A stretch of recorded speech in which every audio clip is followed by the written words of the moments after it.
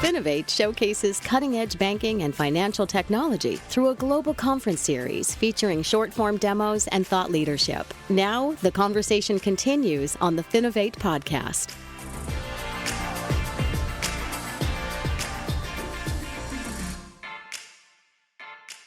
Hello and welcome to the Finovate podcast. Joining me today, we have William Crowder, Managing Partner at Aperture Venture Capital. William, thank you so much for joining me today. Thanks for having me, Greg. So to kick things off, I'd like to give people a little bit of insight into your background. Can you take a quick minute and just tell us who you are and what Aperture is all about? Sure. I am one of the founding partners of Aperture Venture Capital. We are a relatively speaking new fund with a focus on investing at the intersection of financial innovation and culture. If you think about where financial innovation and fintech meets diversity and the opportunities to build a more inclusive economy, that's where you'll find us. We're backed by some major corporations because they have a fairly unique model in terms of how we approach working with companies. And we've got folks that have invested in us, which include FIS, Truist, PayPal, Bank of America, and a few others that we have not announced yet publicly.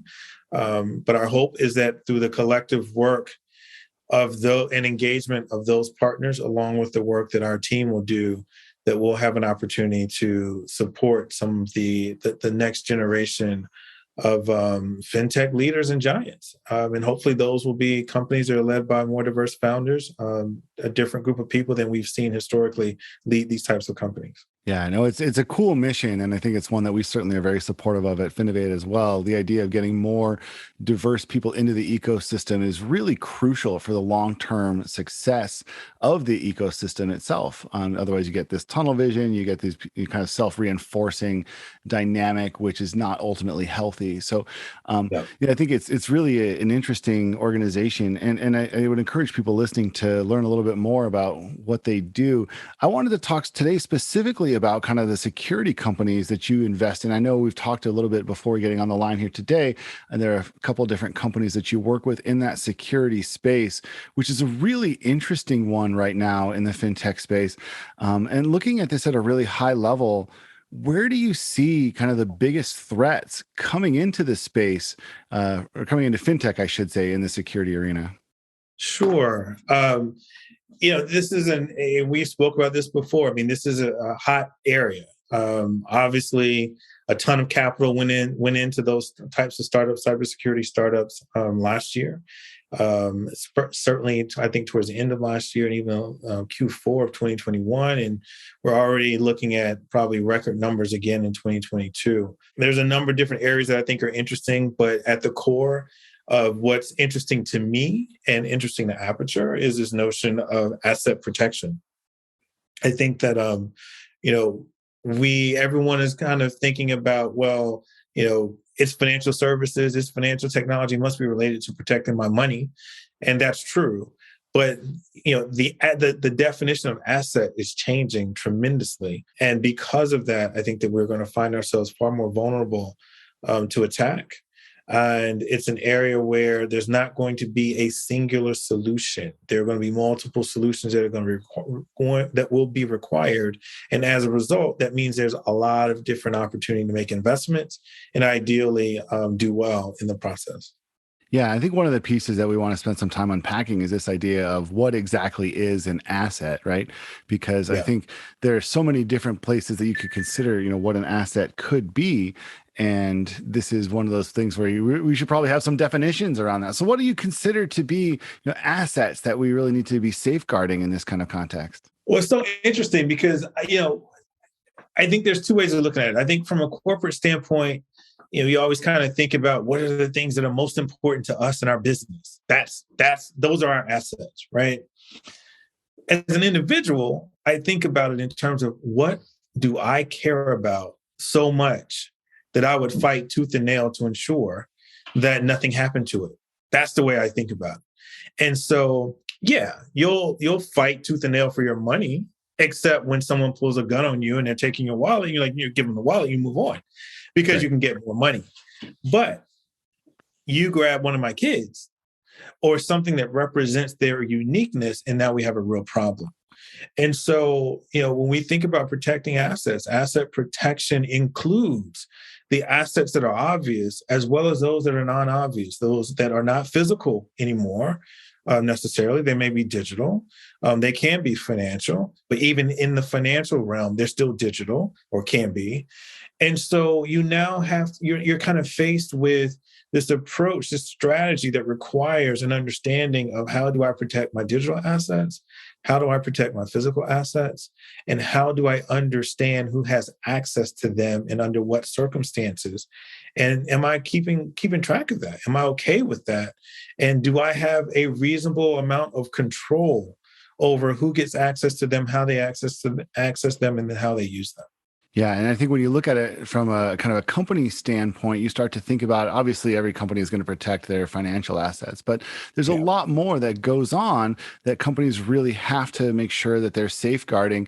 There's intellectual property, there's Mhm. processes that they need to guard. And here's where we're seeing, obviously, a lot of people kind of attacking and going after those pieces with kind of ransomware attacks, which are increasing in frequency. This idea, if you don't pay me money, then I'm going to prevent you from being able to get, your own data back. And for many companies, that data represents a much more valuable asset than the money. And so they think, well, okay, in this case, I'm going to pay that money to get that data back. You think about, the Coca-Cola executives who actually know the recipe for Coca-Cola. How valuable is that single bit of information? And this is the problem that we're having right now with these kind of ransomware attacks, where you see people going after non-financial assets and getting money in exchange for releasing them again. And here's a completely different type of security breach, security conflict that we need to really be focusing on as an industry. No, we do. And you think about what happens if you're victimized by that. You are you have multiple guns to your head, right? So they took your information. So that's gun number one. Gun number two is time. So if I'm a business owner, let's just forget the major corporations. If I am a small business owner and all of a sudden this data is taken away from me and someone's holding it, it's affecting me every single day. I don't, perhaps I'm not a multi-million dollar a day business. Perhaps I'm more like 10, 20, $30,000 a day, if that. I can't afford it. I can't afford to be without it for a week, maybe not Right. even a couple of days. And so that's the second gun to my head. And the idea of playing it out or playing the long game or trying to find alternatives, I'm running out of time. I can't do that. So the worst thing, the best thing I could possibly do is just go ahead and pay them. That may be my best course of action, in which case that reinforces the idea, oh, we can just do this again, right? So, the things that the techniques that we employ, the strategies that we use to combat this have to be really, really good. They've got to be quick. We're talking about quick responses, impactful responses. And if you are at risk, if you're vulnerable to that, we have to start thinking about, well, what is our true recovery strategy? If this actually happened, do we just let them keep it and we have a backup plan to move on? How do we protect the data? How do we think about what's most vulnerable? And if it was taken, could we recover? I think all those things are part of that overall equation now, the risk reward consideration, right? Figuring out, what do I do if we actually have this happen? What's our threshold for pain? How long can we go? How much can we spend? Like, what do we do here? Yeah, no, and these are really difficult questions to answer. And then, of course, you multiply that by the sheer number of organizations. If you as an individual think about how many different companies have some of your personal data and how many, in many cases, obviously it's these big companies, it's, financial companies, of course, but there's also a lot of lower level organizations. And we're starting to see people kind of attacking these lower level organizations, which are a lot, have a lot fewer security measures in place, volunteer organizations that require personal information or background checks before you can volunteer, or, community groups or church groups or what have you. There's a huge number of individual organizations that are holding personal sensitive data about a number of people. In some cases, it's 50 or 100 people but you still have all of these places as a source of vulnerability. And now here is where we need to kind of turn this episode, because right now it's been a very depressing episode so far. We've had, we've got guns to your head. We've got all these problems coming around. We better start talking about some solutions here really quickly, or else this is going to turn really depressing. So let's go ahead and start looking at that, because obviously one of the things that you're looking at, you're working with companies who are trying to fight against this. And I think that's the question that kind of has to be top of mind right now, given this new type of attack, or I guess increased usage of this type of attack. What can banks and others in the fintech ecosystem really do here? Yeah. So, we'll bring ourselves back from the brink a little bit and talk about what's possible, what's promising, what we're seeing. I think there's two areas that I find particularly interesting. One of those is, I call it the anti-honeypot strategy, which is, everyone kind of knows within the security space, this notion of the honeypot, which is, if I can get access to that area, that part of your business, I get everything, right? I find all this is a treasure trove of information and data that I can use for a variety of different purposes. So how do we fix that? How do we address that? Well, you get rid of the honeypots, right? So like, if you get into this space, unfortunately for you, you only get one piece of data, or maybe you get one component of the overall, one piece of the overall puzzle, but you don't know where the rest of the pieces are. So you didn't really get anything. You got a bunch of stuff, but it's not usable. So we're in the area of biometrics as an example, where we're concerned about identity authentication, leveraging fingerprints or facial recognition or iris scans, et cetera. If I am operating in a place where I have all that information centralized, then I'm vulnerable to the hackers. I'm vulnerable to anyone who can get access to information. But if I can decentralize all of that and scatter it all over the planet, so to speak, then it's next to impossible, hopefully, for anyone to come in and grab access to that information and piece it all back together. So we're seeing companies like that. People have been working this for a long time, and I think we're going to hear more and more about how people are doing that and building that into their products or services and their access processes within their companies. So that's one. And I think the other area is kind of like similar to the way we built Aperture, is this strength in numbers approach, which is to say that collaboration may be one of the best defenses that we have to thwart attacks. I can't possibly know how to do everything by myself, but me plus a couple other folks may be a completely different situation. I've seen companies where they know that if they attack company A today, then B and C are going to follow in that order and in short period of time. Well, if we already know that, then does company A, company B, and company C, do they know that? And would they be willing to work together to ensure that this doesn't happen to them? And that may make for very strange bedfellows. You may see alliances that we just would not expect to see. But at the end of the day, what's more important? Is it the competitive nature between A, B, and C? Or is it the idea that A, B, and C are free to compete because they are shielded from the outside bad actors? So what is it that's more important to the business? And I think that as more and more of these attacks occur, I think we're going to find, and also with pressure from the government, I think we're going to find that these uncomfortable alliances are going to become more and more common. Because there's a greater good that they are going to be working for.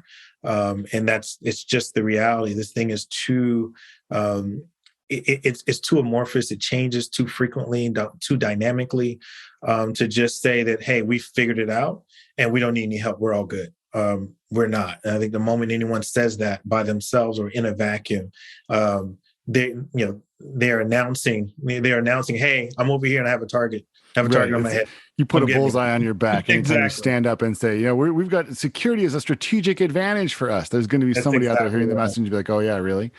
Yeah. Yeah. So I think this is a really interesting one. I do want to, I'm just kind of looking at the clock here, and I want to get my next question in under the deadline. But one of I think the struggles that people have in the financial technology space is looking at security partners and trying to identify which of the security companies that they're in front of them are actually going to be the best fit for them.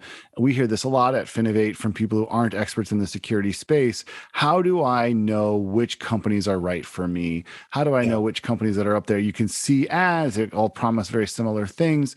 What's kind of the best way to make that decision? And this is obviously an area you have some experience in as well. You're looking at these companies as a potential investment. So you are looking at a deeper level, I think, probably than most bankers would. What advice do you have for bankers when they're kind of weighing which security companies they should be engaging with, who they should partner with, and how they can make those decisions intelligently? Yeah, so I'll do this very quickly. But with most of the banks, there's a big concern about whether or not the technology is too new and unproven. That's the last thing they need, is to have that run wild and then create all kinds of new problems for themselves. So many of the solutions that are out there, you're going to be looking at them and trying to evaluate them based on who else have they done business with before and how well is that going. Obviously, having referenceable clients and customers is helpful. But one of the things I've seen that works really well is being able to execute the pilot that says, hey, give me your data. Give me the last 6 weeks or the last 6 months. Let us analyze it. Let us turn our algorithms loose on that data and come back to you and tell you what we found. And hey, we're going to go find the fraud that you didn't know was happening under your very nose. And we're going to show you that had you had our solution in place, this would not have happened. We would have prevented this from taking place. And so that gives you a level of credibility when you're going in and speaking with the folks that are putting a lot on the line when they're making a decision about who they want to bring on as a vendor that's going to help them deal with this broader solution, focused on fraud prevention, et cetera. So I think that being able to show that it works, being proven in the marketplace helps a lot.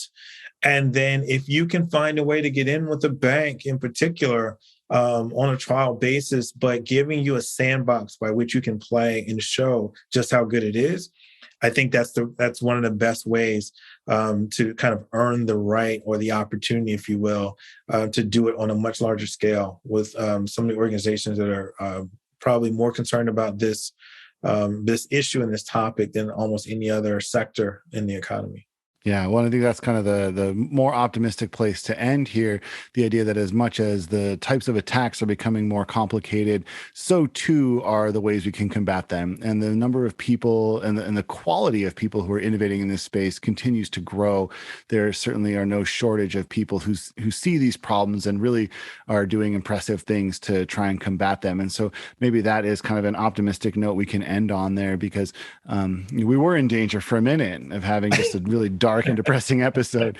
I should also mention, by the way, coming back to what William said at the beginning, if you are interested in hearing more from him on kind of the diversity and inclusion side of what Aperture Venture Capital does, he will be speaking at Finovate Spring coming up in May in San Francisco. So if you want to hear more about that side of the story, you can absolutely do that at Finovate Spring. Don't forget, podcast listeners get a 20% discount to come. But William, it has been my pleasure chatting with you today. Thank you so much for taking the time to share your thoughts around some of these really important issues in our space. Thanks for having me. It was a lot of fun. A lot of fun.